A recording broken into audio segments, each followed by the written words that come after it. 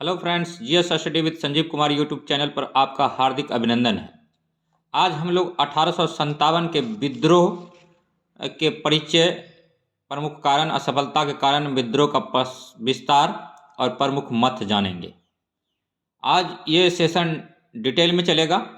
ये BPSC PT और mains और इंटरव्यू तीनों के लिए महत्वपूर्ण, और बिहार के संदर्भ में भी कुछ बात जानेंगे। तो आइए सेशन को स्टार्ट करते हैं। 1857 का विद्रोह का परिचय। सबसे पहले विद्रोह की शुरुआत सर्वप्रथम 29 मार्च 1857 को सिपाही मंगल पांडे द्वारा बैरकपुर में गाय की चर्बी वाले कारतूस को दांत से काटने से मना करने के पश्चात उन्हें 8 अप्रैल 1857 को दी गई फांसी से होती है। मंगल पांडे 34वीं बंगाल नेटिव इन्फेंट्री बीएनटी के सैनिक थे। यानी बीएनटी का फुल फॉर्म होता है बंगाल नेटिव इन्फेंट्री। विद्रोह का वास्तविक आरंभ 10 मई 1857 को मेरठ की पैदल टुकड़ी 20 NI की क्रांति से हुआ था। एक्चुअली में मेरठ का जो टुकड़ी था उसका नाम था 20 NI, उन्हीं के द्वारा हुआ था। और बहादुर शाह जाफर द्वितीय से यमुना नदी पार कर लाल किला मिलने गए थे सुबह सुबह। इस विद्रोह के समय भारत के गवर्नर जनरल लॉर्ड कैनिंग एवं इंग्लैंड के प्रधानमंत्री पामस्टैन थे। पामस्टैन लिबरल पार्टी से संबंध था उनका, उन्हीं की सरकार थी। राजनीतिक कारण लॉर्ड वेलेजली की सहायक संधि और लॉर्ड डलहौजी का व्यक्तिगत का सिद्धांत डॉक्ट्रिन ऑफ लैप्स। अब प्रशासनिक कारण की बात करें तो कंपनी प्रशासन में व्याप्त भ्रष्टाचार, भारतीयों को प्रशासनिक सेवाओं में सम्मिलित नहीं होने देना तथा उच्च पदों पर भारतीयों को हटाकर ब्रिटिश लोगों की नियुक्ति आदि। सामाजिक धार्मिक कारण की बात करें तो भारतीयों के साथ अमानुषिक व्यवहार, काले गोरे का भेद, भारतीयों को ईसाई धर्म अपनाने के लिए मजबूर करना आदि। आर्थिक कारण ब्रिटिश की भू राजस्व नीतियां, खासकर रैयतवारी, अस्थायी बंदोबस्त एवं महलवारी आदि द्वारा किसानों का शोषण। अन्य कारण सिपाहियों के मध्य व्याप्त असंतोष एवं बाहरी घटनाओं, खासकर प्रथम आंग्ल अफगान युद्ध 1838 से 42, पंजाब युद्ध 1845 से 49 तथा क्रीमिया युद्ध 1845 से 56 आदि में अंग्रेजों की हुई हार। असफलता के कारण पर अगर हम दृष्टिपात करते हैं तो हम पाते हैं 1857 का कुछ बुलेट पॉइंट्स। सभी वर्गों, खासकर बड़े जमींदारों एवं तालुकेदारों तथा शिक्षित भारतीयों का विद्रोह के प्रति नकारात्मक रुख एवं इनका विद्रोह में शामिल न होना। विद्रोहियों के मध्य एक संगठित एवं एकबद्ध विचार धारा का अभाव, देशी राजाओं द्वारा विद्रोह को दबाने में अंग्रेजों का साथ देना, विद्रोह का पूरे भारत में प्रसारित न होना, खासकर भारत के दक्षिण पूर्व हिस्से एवं पंजाब आदि हिस्से विद्रोह से अछूते रहे। असफलता का कारण और भी है, लेकिन कुछ मुख्य पॉइंट पर ही हम लोग ध्यान केंद्रित करेंगे। आधुनिक शस्त्रों जैसे लंबी दूरी तक मार करने वाली बंदूकों एवं तोपों का अभाव था। यूं कहें तो अस्त्र शस्त्र का अभाव था, जो भी था सीमित मात्रा में था हम लोगों के पास। अंग्रेजों के पास ऐसी कोई बाधाएं नहीं थी। रेल, परिवहन, डाक तथा तार आदि पर ब्रिटिश का अधिकार होना। विद्रोह का विस्तार की बात करें, विद्रोह का विस्तार तथा दमनकर्ता को मुख्य रूप से हम लोग देख सकते हैं। प्रमुख केंद्र जो था उन दिनों दिल्ली था। दिल्ली का नेतृत्व बहादुर शाह द्वितीय प्रतीकात्मक रूप से किया था, लेकिन उसका वास्तविक नेतृत्वकर्ता बहादुर शाह द्वितीय का मुख्य सेनापति वक्त खां था, जो कि वास्तविक दिल्ली का नेतृत्व किए थे। दमनकर्ता निकलसन एवं हर्षन थे वहां। लखनऊ हेनरी लॉरेंस की हत्या हो गई थी। बेगम हजरत महल नेतृत्व करता थे वहां, और बाद में कैंपबेल ने दमन किया। कानपुर से नेतृत्व करता थे 1857 के विद्रोह में नाना साहब तात्या टोपे। दमनकर्ता वहां पर थे कैंपबेल। झांसी रानी लक्ष्मीबाई, इन्हीं का नाम मणिकर्णिका था। दमनकर्ता ह्यूरोज थे। इलाहाबाद लियाकत अली। दमनकर्ता कर्नल लील थे। बिहार के जगदीशपुर कुंवर सिंह, विलियम टेलर एवं विसेंट आयर। बरेली में खान बहादुर खां थे कैंपबेल। फैजाबाद में मौलवी अहमदुल्ला कैंपबेल थे। फतेहपुर में अजीमुल्ला जनरल रेनेड थे। वीडी सावरकर भारत का प्रथम स्वतंत्रता संग्राम बोला था। डिजराली ने राष्ट्रीय विद्रोह बोला था। सर जॉन लॉरेंस एवं सिले ने इसे पूर्णतः सिपाही विद्रोह कहा था। टी.आर. होम्स बर्बरता तथा सभ्यता के बीच का युद्ध बोला था। विपिन चंद्र विदेशी शासन से राष्ट्र की मुक्ति शब्द से संबोधित किया था। विदेशी शासन से राष्ट्र की मुक्ति, विपिन चंद्र, इन्हीं की एक बुक है। इस विपिन चंद्रा की बुक आती है आधुनिक भारत की, जो कि नोबेल तरीका से लिखा गया है। चीजें बहुत एक्सप्लेन करके बताए गए हैं। और जवाहरलाल नेहरू ने इस विद्रोह को, यह सिपाही विद्रोह नहीं बल्कि स्वतंत्रता प्राप्ति के लिए भारतीय जनता का एक संगठित संग्राम था, बोला है। सर जेम्स आउटट्रम की बात करें तो मुसलमानों के षड्यंत्र का परिणाम था। और विलियम हावर्ड रसोल की बात करें, यह स्वतंत्रता संघर्ष नहीं बल्कि एक धार्मिक युद्ध था। 1857 के विद्रोह में कई ऐसे कारण थे जिनको कि हम लोग सिलसिलेवार ढंग से देखते हैं। इसमें औपनिवेशिक सत्ता के प्रति लंबी प्रतिरोध की परंपरा विकसित हुई थी। 1857 का विद्रोह का कारण, विद्रोह का प्रसार, असफलता के कारण, विद्रोह के परिणाम, विद्रोह का स्वरूप, बिहार में विद्रोह का प्रसार, विद्रोह की पृष्ठभूमि, विद्रोह का आरंभ, विद्रोह का विकासशील स्वरूप, उत्तर एवं मध्य बिहार में प्रसार, और कुंवर सिंह की भूमिका, आरा में स्वतंत्र सरकार का गठन, ब्रिक कला के जरिए अंग्रेजों को परेशान करना, पूर्वी अवध प्रदेश की ओर बढ़ना, आजमगढ़ से जगदीशपुर की ओर वापसी, डगलस के द्वारा पीछा किया जाना, भूमिका का मूल्यांकन।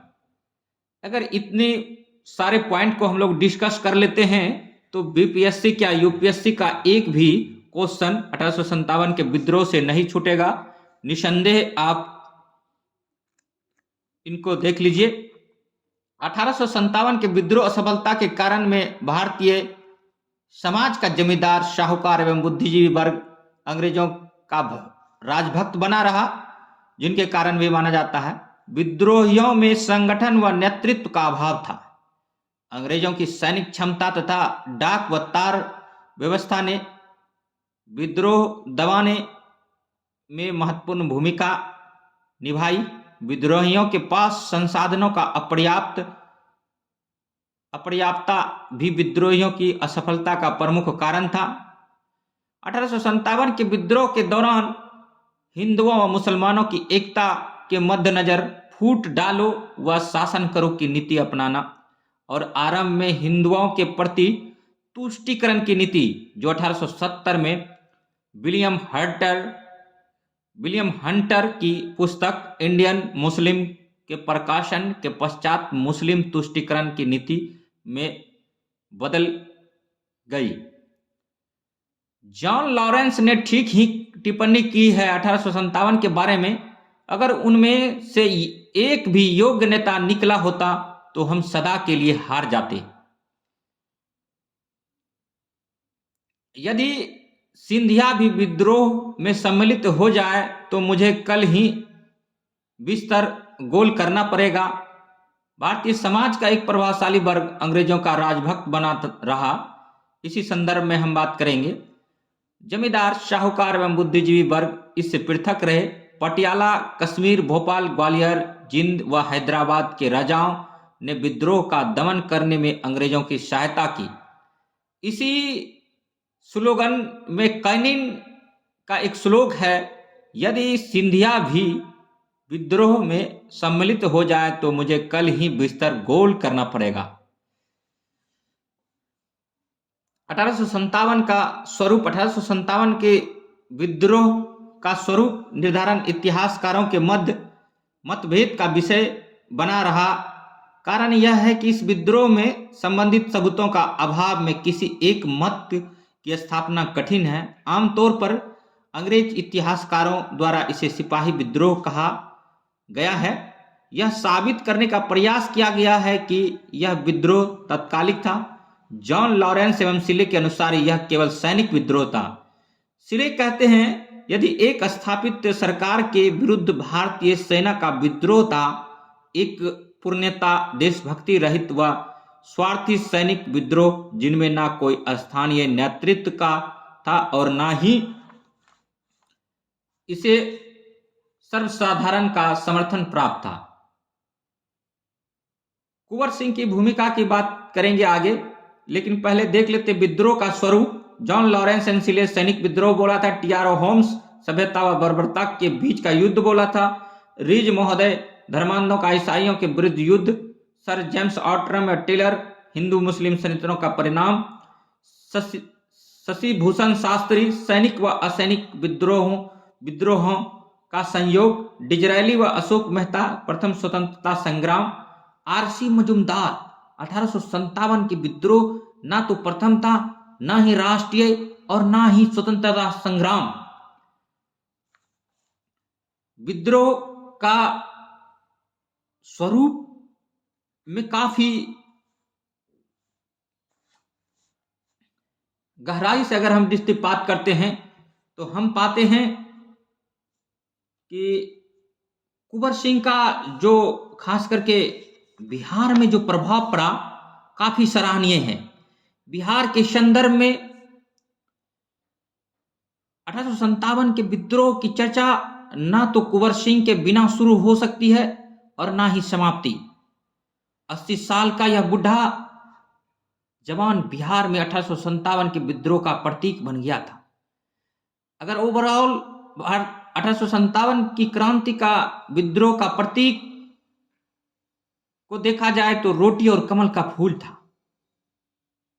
इसीलिए अगर कुंवर सिंह की तुलना किसी से हो सकती है तो जॉन ऑफ आर्क और रानी लक्ष्मीबाई से, जिसकी तरह कुंवर सिंह भी जीते जे किंवदंतियों में तब्दील हो गए। उनमें देश प्रेम की भावना कूट कूट कर भरी थी और था अद्भुत रण कौशल, साहस, वीरता और औज में उनका कोई सानी नहीं था। वे जगदीशपुर के जमींदार घराने से आते थे, लेकिन उनकी मानसिकता जमींदारों वाली नहीं थी। तभी तो 1857 के विद्रोह के प्रति अपनी वर्गीय प्रतिक्रिया से भिन्न व्यवहार करते हुए उन्होंने न केवल बिहार में 1857 के विद्रोहियों का नेतृत्व प्रदान किया, वरन सैनिक और जमींदारों के पारस्परिक सहयोग से बने गठबंधन का नेतृत्व करते हुए उन्होंने राष्ट्रीय स्तर पर विद्रोहियों के साथ संपर्क स्थापित करने का प्रयास भी किया। आरा में स्वतंत्र सरकार का गठन, पटना के commissioner William Taylor. BPSC prelims का इंपॉर्टेंट क्वेश्चन हो सकता है, पटना के कमिश्नर कौन था 1857 के विद्रोह के समय? William Taylor. तथा मोहम्मद हुसैन और मौलवी अहमदुल्ला के साथ दिए गए कपटी व्यवहार से सबक लेते हुए कुंवर सिंह ने टेलर के आमंत्रण को ठुकरा दिया। टेलर ने कुंवर सिंह को एक्चुअली में पटना बुलाए थे मिलने के लिए, लेकिन कुंवर सिंह ने आमंत्रण को ठुकरा दिया। 25 जुलाई 1857 को जब दानापुर के 3 रेजिमेंट के सैनिक ने विद्रोह करते हुए शाहाबाद में प्रवेश किया तो उन्होंने 4000 सैनिक की सहायता से उपनिवेशिक सत्ता को चुनौती देने की कोशिश की। शीघ्र ही सैनिकों की संख्या बढ़कर 10,000 हो गई और उनकी सहायता से कुंवर सिंह ने आरा शहर पर कब्जा करते हुए सरकारी खजानों पर अधिकार कर लिया।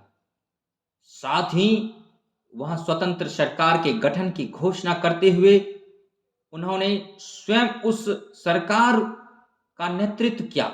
यह विद्रोह इस मायने में अनूठा है कि विद्रोहियों ने अनुशासन को बनाए रखने या रखते हुए यूरोपियनों की हत्या से परहेज किया। ब्रिग कला के जरिए अंग्रेजों को परेशान करना। अब हम लोग जानेंगे ये ब्रिग कला क्या होती है। कुंवर सिंह ने नेतृत्व में कुंवर सिंह के नेतृत्व में विद्रोहियों ने गढ़ी की घेराबंदी कर रखी थी, जिसे तोड़ने के लिए 30 जुलाई को अंग्रेजों ने कप्तान डनबार की अगुवाई में एक सेना भेजी। सोन नदी पार करते हुए इस सेना का आरा में वन प्रदेशों में प्रवेश हुआ, लेकिन कुंवर सिंह ने अपनी ब्रिक युद्ध कला के जरिए डनबार के नेतृत्व वाली सेना को मात दिया। ब्रिक युद्ध कला छापामार युद्ध का ही दूसरा नाम है। ब्रिक युद्ध कला छापामार युद्ध का ही दूसरा नाम है। इसमें शत्रु को देखते ही सेना पीछे हटती हुई गायब हो जाती है और मौका मिलते ही शत्रु की असावधानी का फायदा उठाते हुए उस पर हमला किया जाता है। ऐसा माना जाता है कि उस दौर में कुंवर सिंह और तात्या टोपे दोनों को ही इस रणनीति में महारत हासिल थी। इस रणनीति के तहत उन्होंने गढ़ी का घेरा उठाकर सैनिकों को जंगल में छिपा दिया।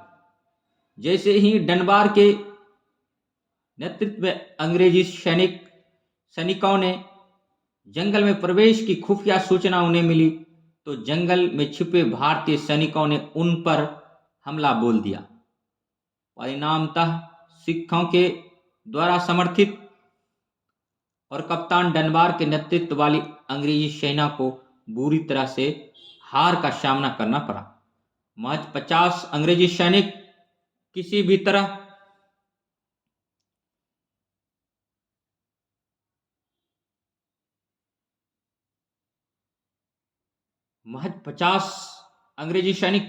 अपनी जान बचा पाए। परिणामतः इलाहाबाद की ओर प्रस्थान कर रही मेजर विसेंट आयर की सेना को आरा पर आक्रमण करना पड़ा। इस लड़ाई में तोपों ने एक बड़ा फर्क पैदा किया। फलतः कुंवर सिंह की स्थिति कमजोर पड़ने लगी और गोरिल्ला युद्ध का सहारा लेने के बावजूद आरा के साथ साथ जगदीशपुर भी अंग्रेजों के अधिकार में आ गया। दुश्मन की बढ़ी हुई शक्ति देखकर कुंवर सिंह एक रात जगदीशपुर से विद्रोही सैनिकों सहित निकल गए और 14 अगस्त को आयर ने किले पर कब्जा कर लिया। लेकिन मेजर आयर की यह सफलता न तो विद्रोहियों के उत्साह को सीमित कर पाई और न ही तमाम कोशिशों के बावजूद कुंवर सिंह मेजर आयर के हाथ आ पाए। कुंवर सिंह अब छापामार हमले कर अंग्रेजों को परेशान करने लगे। सोन नदी के किनारे पश्चिम बिहार के जंगलों में अपना अस्थायी डेरा जमाते हुए कुंवर सिंह ने छापामार हमले के जरिए अंग्रेजों की नाक में दम कर दिया।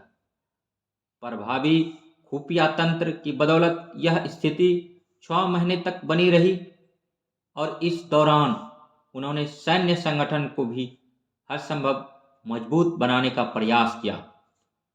कुंवर सिंह के छोटे भाई अमर सिंह ने कैमूर की पहाड़ियों में मोर्चाबंदी करके लंबे समय तक सरकार के विरुद्ध संघर्ष जारी रखा, जबकि कुंवर सिंह खुद सासाराम से रोहतास पहुंचे और रामगढ़ बटालियन के विद्रोही सैनिकों को नेतृत्व प्रदान करते हुए मिर्जापुर और रीवा के रास्ते बांदा पहुंचे।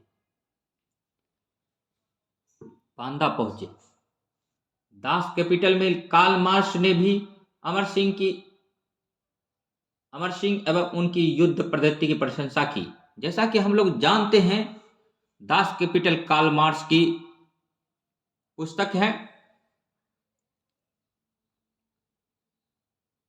पूर्वी अवध प्रदेश की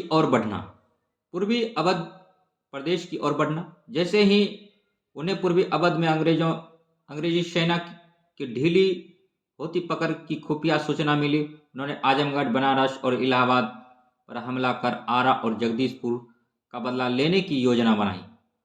बांदा में ही उन्होंने तात्या टोपे से संपर्क साधने का प्रयास किया। फिर लखनऊ के रास्ते कानपुर पहुंचे और नाना साहब के साथ मिलकर अंग्रेजों के विरुद्ध कानपुर के विद्रोह में भाग लिया।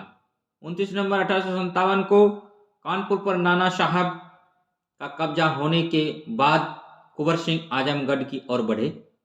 मार्च 1858 को बेतवा के क्रांतिकारियों के सहयोग से उन्होंने कप्तान मिल्टन की सेना को धूल चटाते हुए उसे कोसिल्ला तक खदेड़ दिया। अब उन्होंने आजमगढ़ का रुख किया और अली करीम एवं उनके सहयोगी 300 सिपाहियों की सहायता से आजमगढ़ में अंग्रेजों को पराजित किया।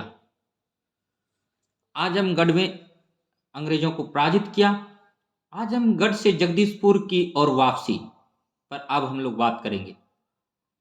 वीर कुंवर सिंह का अनुज अमर सिंह को आजमगढ़ की घेराबंदी के लिए छोड़कर कुंवर सिंह के नेतृत्व में क्रांतिकारी ने वाराणसी पर आक्रमण कर दिया।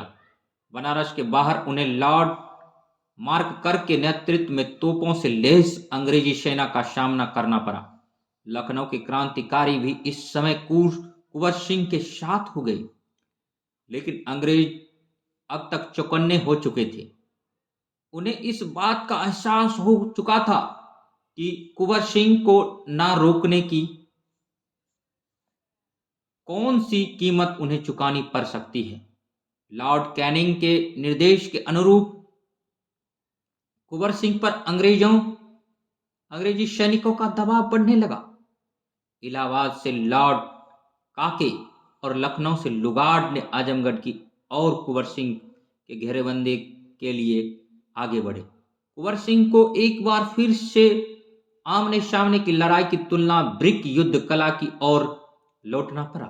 वास्तव में कुंवर सिंह ने रणनीति के तहत अंग्रेजी सेना को अलग अलग स्थानों पर उलझाकर जगदीशपुर की ओर बढ़ना चाहते थे।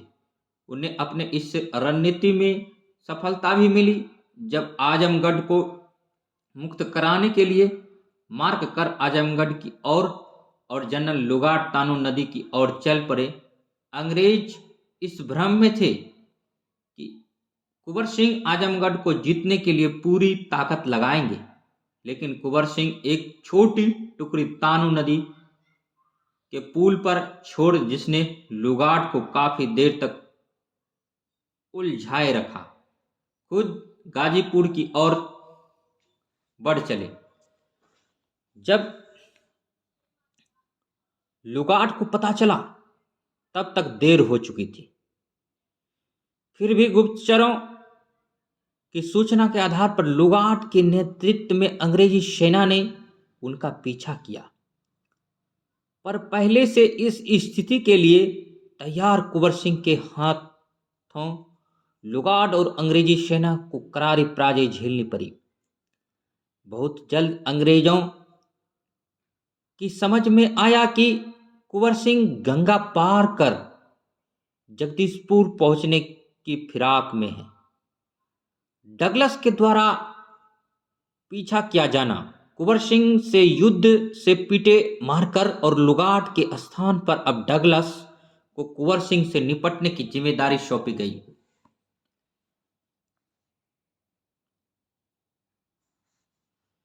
गाजीपुर की तरफ बढ़ चले कुंवर सिंह ने अपना पीछा करते डगलस और उनकी सेना को डाइवर्ट करने के लिए यह अफवाह फैला दी कि वे बलिया के निकट अपनी सेना के साथ गंगा पार करेंगे। कुंवर सिंह के पेतरे बाजियों से परेशान हो चुके अंग्रेज ने फिर करारा धोखा खाया। इधर डगलस बलिया में कुंवर सिंह और उनकी सेना की प्रतीक्षा कर रहा था और उधर बलिया से 7 मील दूर स्थानीय ग्रामीणों के सहयोग से कुंवर सिंह की सेना नदी पार कर रही थी। डगलस उनका पीछा करता हुआ वहां भी पहुंचा। 20 अप्रैल 1858 को एक बार पुनः डगलस ने उन पर हमला किया, लेकिन उसे पराजित तो होना पड़ा। यद्यपि कुंवर सिंह गंगा नदी पार करने में सफल रहे, तथापि वे बुरी तरह घायल हो चुके थे। शरीर में जहर को फैलने से रोकने के लिए उन्हें अपने हाथ काट कर हटाना पड़ा, क्योंकि वीर कुंवर सिंह के हाथों में गोली लग चुकी हुई थी। गोली लगने के कारणवश उनके शरीर में जहर फैलने लगा था, लेकिन फिर भी वो हार नहीं माने। शरीर में जहर को फैलने से रोकने के लिए उन्होंने अपना हाथ काट करके बलि दे दिया। 22 अप्रैल 1858 को जगदीशपुर लौटने पर कैप्टन ली ग्रैंड के नेतृत्व में ब्रिटिश फौज से उन्हें घायल अवस्था में ही जूझना पड़ा। इस संघर्ष में ब्रिटिश सेना कितनी बुरी तरह पराजित हुई, इसका अंदाजा सिर्फ इस बात से लगाया जा सकता है कि 300 सैनिकों में से मात्र 20-30 सैनिक जिंदा आरा वापस लौट सके। लेकिन यह संक्रमण जानलेवा साबित हुआ और इसके ठीक 2 दिन बाद कुंवर सिंह की मृत्यु हुई। कुंवर सिंह 80 साल की अवस्था में थे, फिर भी उन्होंने हार नहीं मानी, अपने हाथ को काट कर नासा नदी में बलिदान दे दिया। अब आते हैं हम लोग 1857 के विद्रोह की भूमिका का मूल्यांकन करते हैं, तो हम पाते हैं या हमें स्पष्ट होता है कि कुंवर सिंह ने 1857 के विद्रोह को नेतृत्व प्रदान करते हुए न केवल बिखरे हुए सैनिकों को एकता के सूत्र में आबद्ध करने का प्रयास किया, मतलब एक ही धागे में पिरोने का काम किया, वरन औपनिवेशिक सत्ता का संगठन प्रतिरोध करते हुए उन्होंने बिहार के विद्रोह को क्षेत्रीय दायरे से बाहर विस्तार देने का प्रयास किया।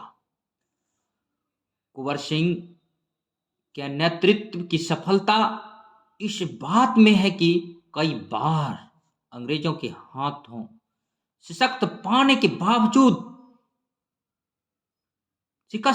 बावजूद अंग्रेजों को कभी खुद तक पहुंचने नहीं दिया।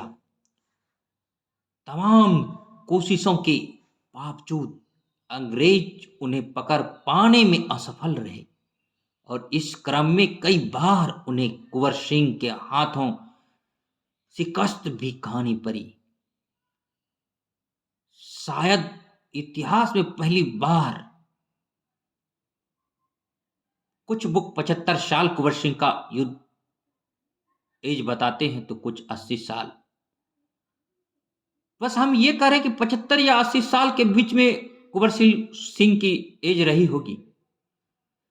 कुंवर सिंह ने युवा जोश के साथ अपने बूढ़े हाथों में तलवार लेकर ब्रिटिश साम्राज्य की प्रखर दोपहरी में उसे ललकारा और जुलाई 1857 अप्रैल 1858 के बीच महज 9 माह के दौरान 15 भयानक लड़ाइयां लड़ी। 1857 के विद्रोही नेताओं में युद्ध विद्या की कला की योग्यता रखने वाले कुंवर सिंह से बढ़कर कोई नेता नहीं था। इतना ही नहीं, शिवाजी के बाद वह पहले ऐसे भारतीय योद्धा थे जो गुरिल्ला लड़ाई में सिद्धहस्त थे। अल्प साधन, अल्प संगठन, अल्प सैन्य कला और धनाभाव के बावजूद उन्होंने जिस तरह खुद को सुरक्षित रखते हुए सब तरह से संपन्न अंग्रेजों के छक्के छुड़ाए, वह काबिल तारीफ है। निश्चय ही बिहार में स्वतंत्रता संग्राम के नायक में कुंवर सिंह अग्रणी रहे हैं। 1857 के विद्रोह में कई ऐसे घटनाएं घटित हुई हैं जिनका वर्णन करना कम समय में आसमान में गोते लगाने के बराबर है। इसीलिए इसे डिटेल में समझने पढ़ने के लिए एनसीईआरटी का हेल्प लें, विपिन चंद्रा की बुक पढ़ें, स्पेक्ट्रम की बुक पढ़ें, सुमित सरकार की बुक पढ़ें, इत्यादि के माध्यम से आपको पता चलेगा 1857 का विद्रोह का परिचय, कारण, असफलता के कारण, विद्रोह का विस्तार और प्रमुख मत। लेकिन हम लोगों को बीपीएससी एग्जाम के अकॉर्डिंग ज़्यादा डिटेल और डेप्थ में जाने की ज़रूरत नहीं है। बीपीएससी मेंस में हिस्ट्री ऑप्शनल अब ऑब्जेक्टिव टाइप है, तो उनको ध्यान में रखते हुए हिस्ट्री को तैयार करें। प्रीलिम्स में हिस्ट्री का फैक्ट पूछा जाता है और जीएस 1 में 1857 के विद्रोह का परिणाम, कारण या फिर वीर कुंवर सिंह का योगदान। तो इसी को देखते हुए हम लोग को बीपीएससी के अकॉर्डिंग ही चलना है और पढ़ना है। तो अगर वीडियो अच्छा लगा हो, लाइक कीजिए, सब्सक्राइब कीजिए, शेयर कीजिए और हमें कमेंट कीजिए, मोटिवेट कीजिए ताकि हम इस तरह के वीडियो और बना सकें। तब तक के लिए धन्यवाद। हमारा GS study with Sanjeev sir YouTube channel आपका हार्दिक अभिनंदन करता था, करता है, करता रहेगा। धन्यवाद।